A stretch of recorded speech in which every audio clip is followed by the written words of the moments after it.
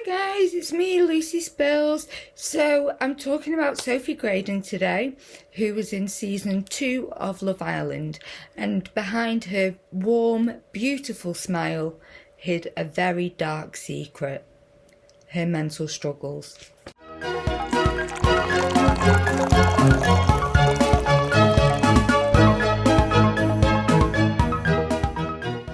Everything I talk about in my videos is my opinion only, so sit back, relax, grab yourself a cuppa or a drink of your choice and enjoy.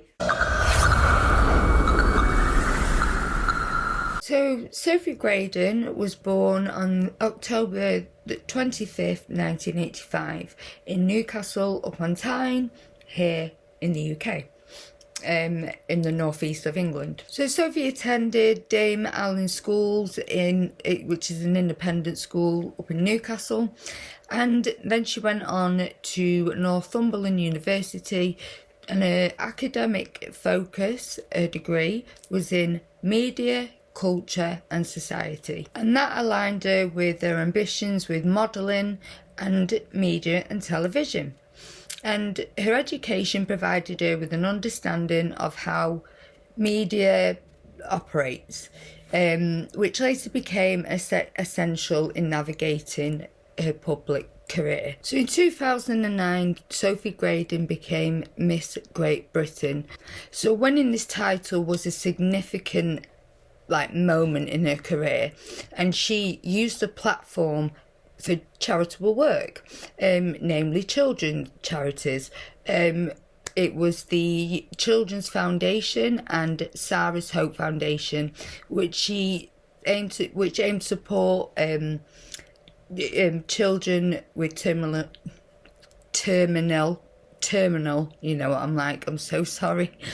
Terminal illnesses, and also their families surrounding them. So brilliant charities that she used her platform for. As she was such a warm person, so warm, and someone you feel like you could really open up to. So I understand why she, even though she didn't have children of her own, why she wanted to, why she wanted to be involved with children's charities, because she's so kind. Just a kind lady. That's all she was. Sophie would often speak out and say how passionate she was about using her platform to do this charitable work, and giving back to her community. So in addition to her charitable work, she appeared in advertising campaigns, hosted events, and she became a familiar face amongst the British celebrity circles.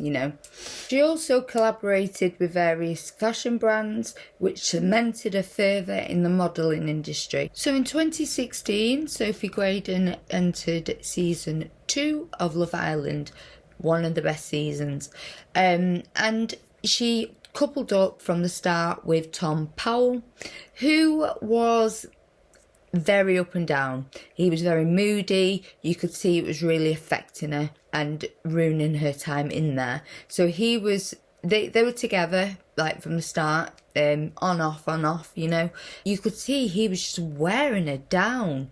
So anyway, towards the end of the season, Tom Powell was voted out by the public, and Katie Salmon enters, who's bisexual, just like Sophie is. And obviously, bisexuals are all attracted to each other. So as soon as the contestants found out that she was bisexual, they were all like, Sophie, Sophie, Sophie. And I think she felt the pressure to couple up with a female. And she was the first one to do it, and it's not been done since, to couple up with someone of the same sex in Love Island. And I just thought that was amazing. Now, her and Katie Salmon did go on a date, and they had this kiss, which is it was just like that. Just like I'd give my daughter or my mum, or, something like that. And Katie Salmon made a huge deal about this kiss. I mean, she really overreacted. And so as she was having a go at Sophie was kind of just sat there like that. It was just wearing her down. And the whole villa turned on her. all of them, until she said she was going to leave.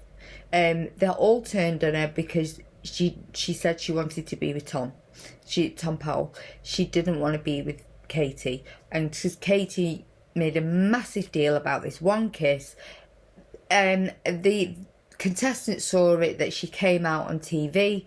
I would say, okay, she did that, but Sophie didn't make her do that, so why is Sophie getting the blame for that? You know?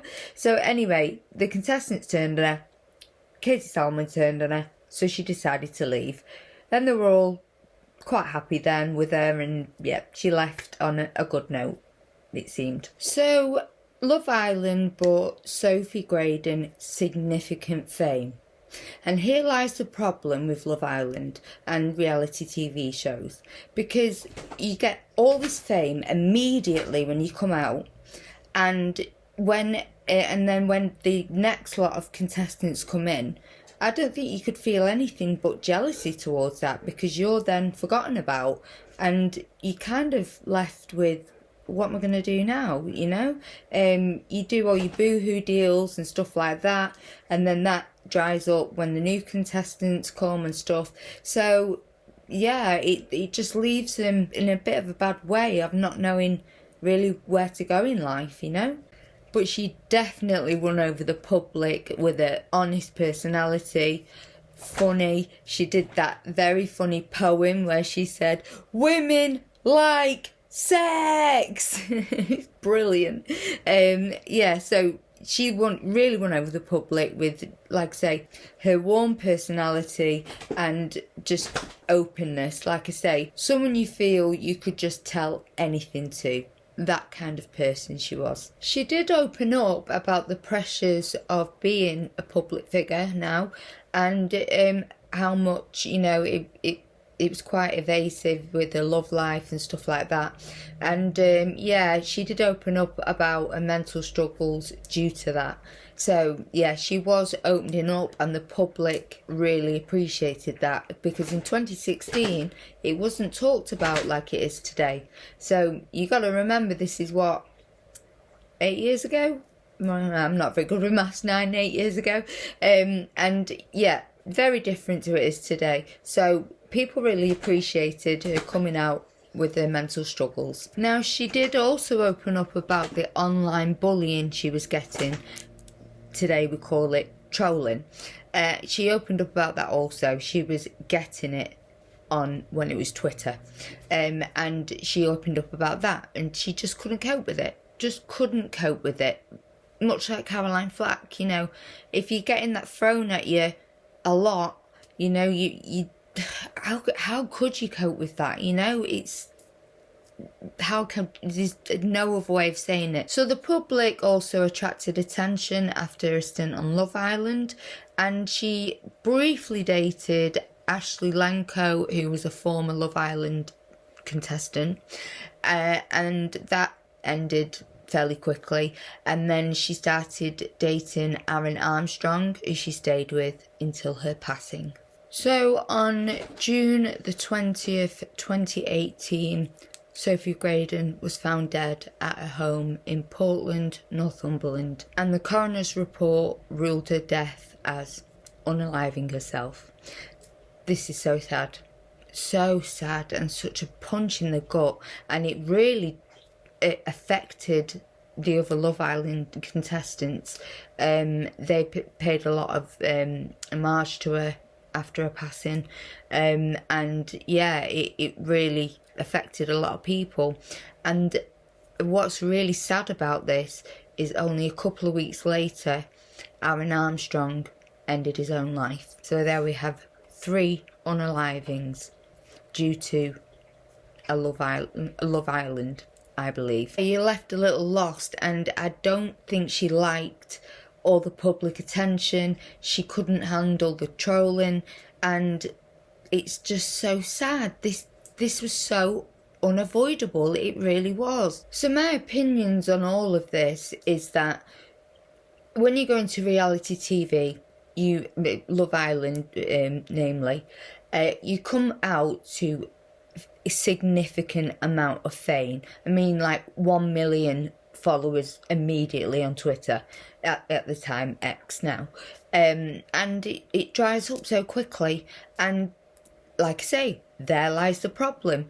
And also, all this fame so quickly, it's so, how could you manage that, you know? So quickly people are invading your life, and she didn't like it. She didn't want that.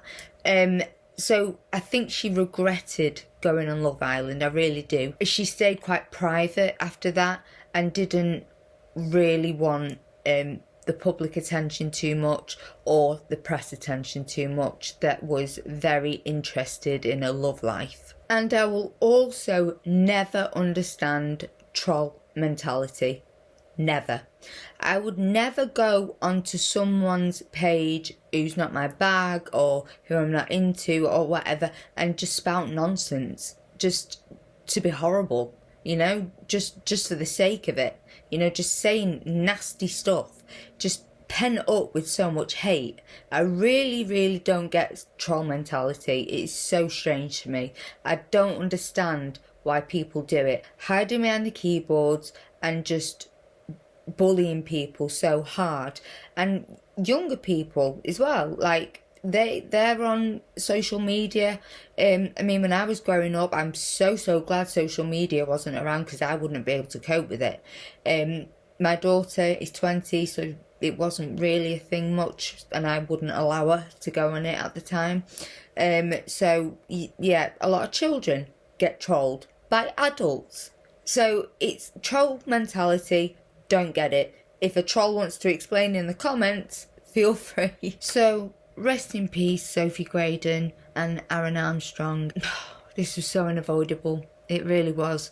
And such a punch in the gut, especially for the other Love Island contestants and things like that. It really sent shockwaves through kind of the Love Island contestants. So please rest in peace. I hope you're in heaven with Aaron Armstrong and are okay. If there is a heaven, you're definitely there, my love.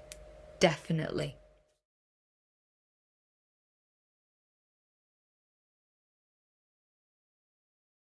So if anyone is having any of these dark thoughts or mental struggles, I'm going to link some brilliant charities here in the UK below.